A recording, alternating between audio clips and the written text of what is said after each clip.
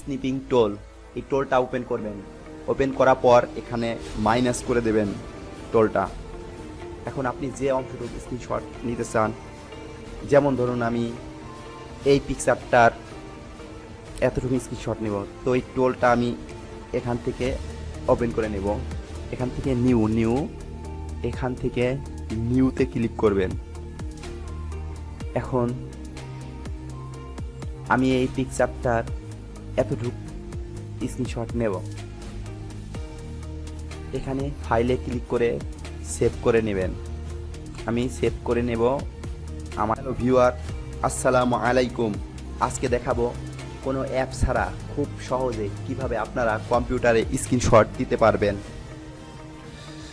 প্রথমে সার্চ করবেন SNI লেখা পর দেখবেন স্নিপিং টোল, এই টোলটা ওপেন করবেন। ওপেন করার পর এখানে মাইনাস করে দেবেন টোলটা। এখন আপনি যে অংশটুকু স্ক্রিনশট নিতে চান, যেমন ধরুন আমি এই পিকচারটার এতটুকু স্ক্রিনশট নেব, তো এই টোলটা আমি এখান থেকে ওপেন করে নেব।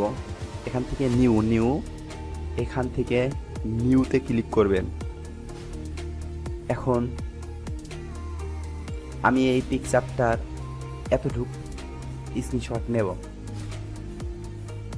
এখানে ফাইলে ক্লিক করে সেভ করে নেবেন।